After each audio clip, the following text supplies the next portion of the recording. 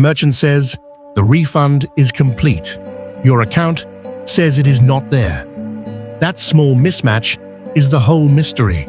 One side of the transaction appears finished. The other side still looks unresolved. And from the customer's point of view, the word complete starts to feel unreliable.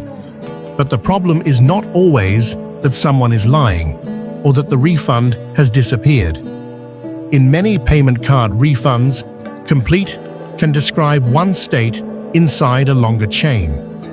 The refund may be finished for the merchant or processor while still moving through the payment network, the card issuer, or the account posting system.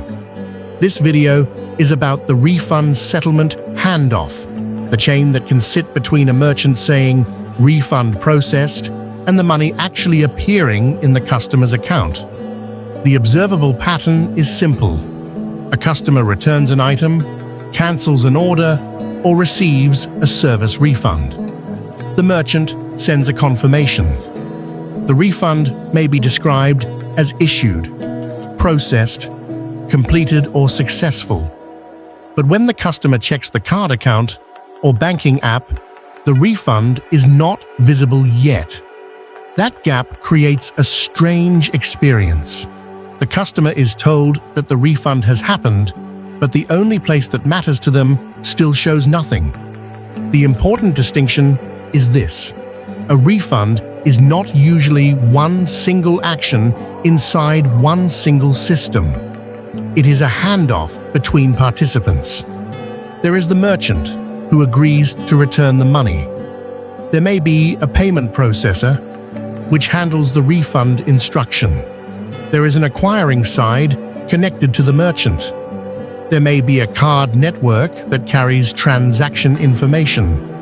There is the issuing bank or card provider on the customer's side.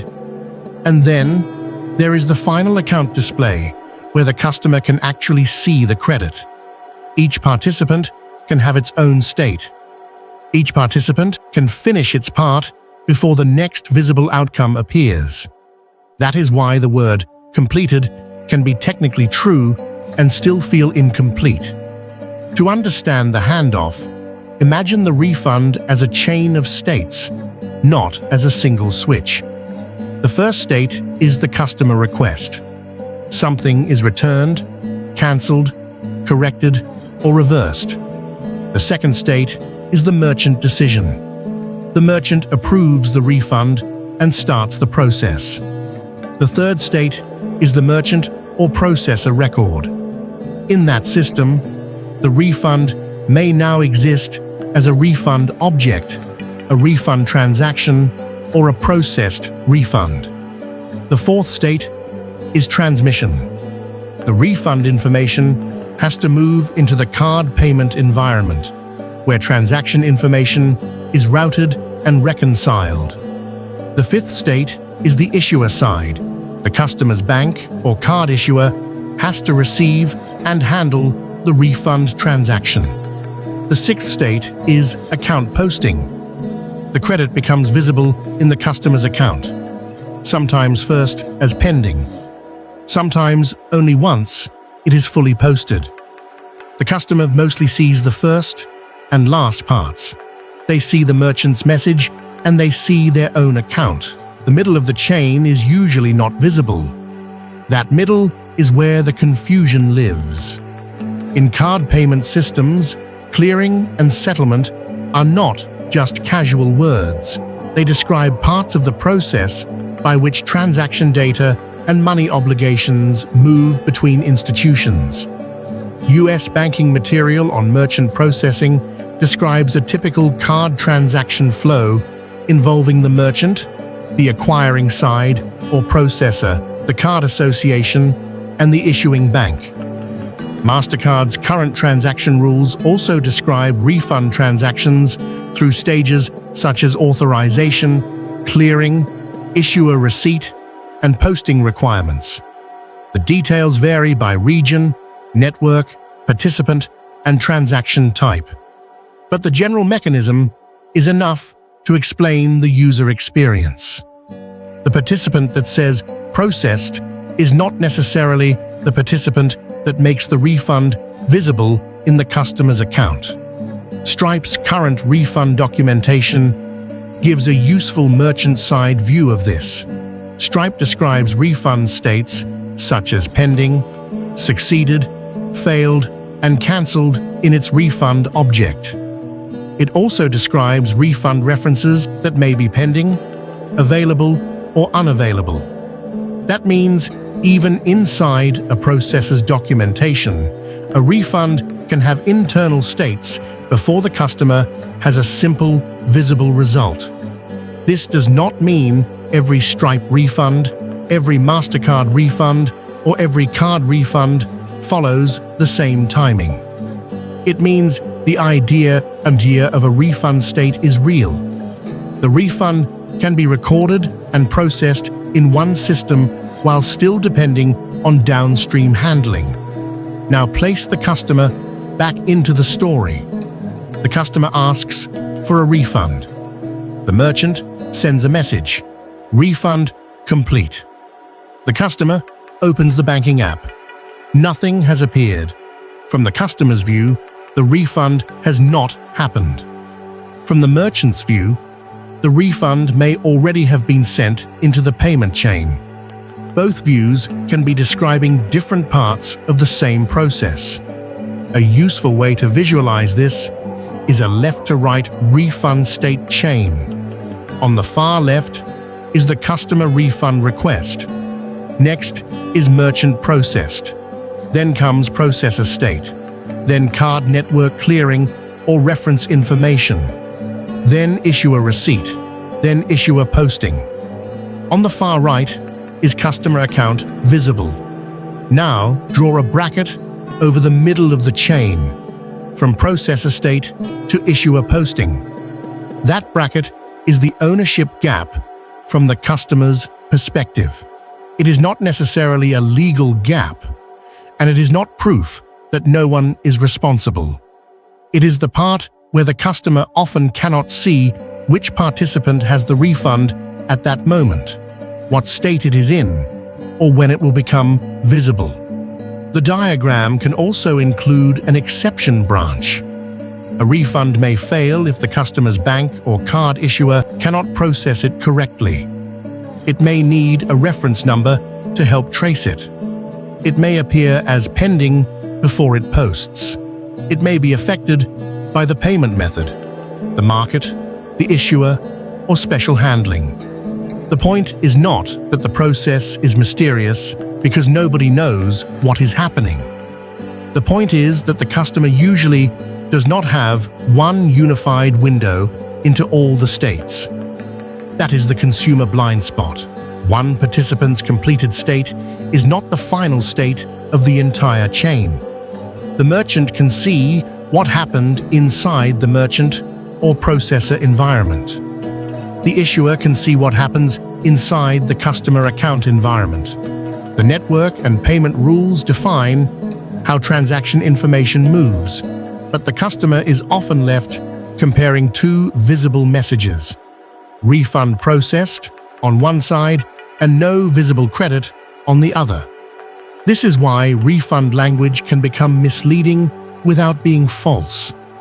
Processed may mean the merchant has initiated the refund. Successful may mean a processor recorded the refund as succeeded. Received may mean the issuer has received the refund transaction. Posted may mean the amount is now reflected in the account. Available may mean the customer can actually see and use the credited amount. Those words sound similar in everyday language. In a payment chain, they can describe different states. A bounded customer-facing example shows the same distinction. Chase UK's support material explains that refund timing depends on how soon the merchant processes the refund. It also says that once processed, it should take an average of 1 to 3 working days to reach the account, with some cases taking up to a week. That wording matters because it separates merchant processing from account arrival. The merchant processing step is not described as the same thing as the account visible result. There is still a later arrival stage. This is not a global timing rule. It is a United Kingdom customer support example from one provider. Other markets, issuers, networks, payment methods, and exception cases can work differently. But as an example of the structure, it fits the handoff perfectly. The refund can be processed before it reaches the account. The operational reason this structure exists is not simply that a company wants to make customers wait. Payment systems are divided among participants because merchants, processors, networks, and issuers perform different functions. They verify, transmit, reconcile, and post transaction information. That division allows card payments and refunds to work across many merchants, banks, and accounts. But the trade-off is visibility. The same division that allows many participants to cooperate also means the customer may not see a single live status that follows the refund from beginning to end. The customer sees fragments: a merchant email, a processor reference, a bank account screen, maybe a pending credit, maybe nothing yet. So the delay can feel ownerless. If the customer asks the merchant may say, "The refund has already been processed." If the customer checks the account may not show the credit. If the customer asks the issuer may need a reference or may not yet show the incoming transaction. Each answer can be tied to a different state in the chain.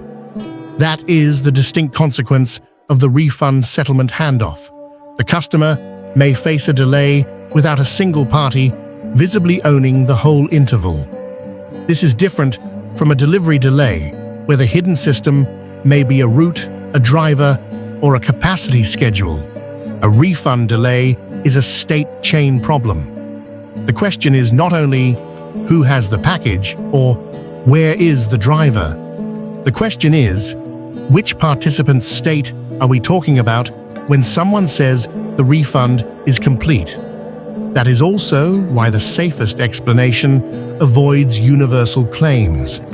Not every refund delay has the same cause. A card refund is not the same as a bank transfer, a wallet balance refund, a store credit refund, or a cash refund.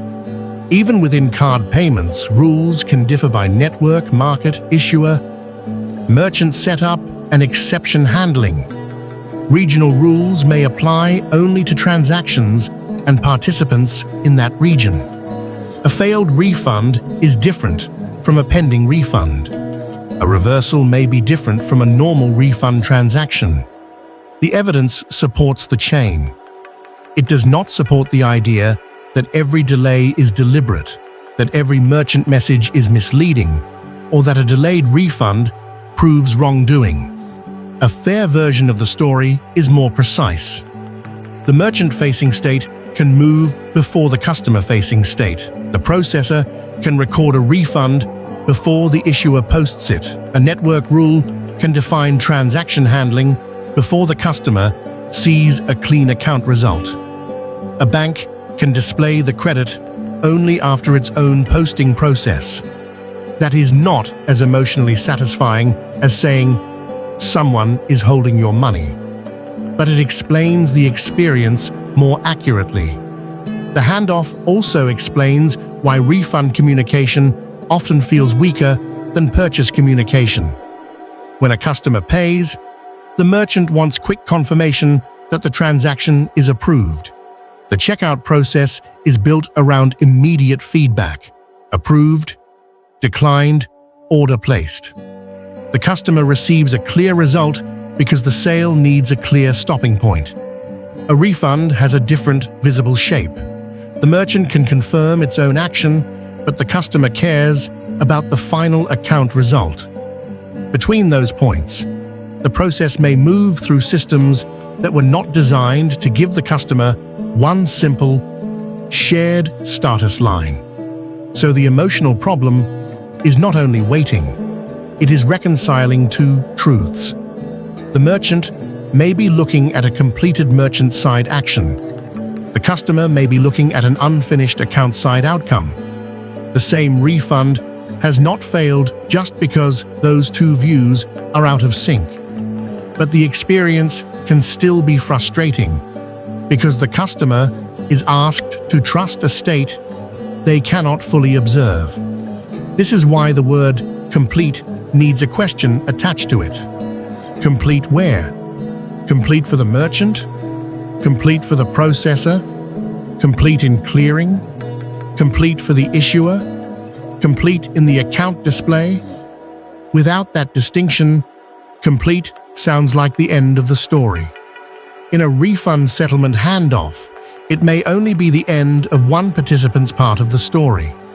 The useful mental model is not refunds are slow, it is refunds can have participant states.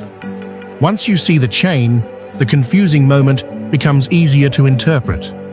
A refund confirmation is not always the same thing as account availability. A processed state is not always the same thing as a posted state. A successful refund record is not always the same thing as a visible credit. The system-level lesson is simple. In a multi-participant payment chain, completion is not one word with one owner. A refund can be completed for one participant before it is available in the receiving account.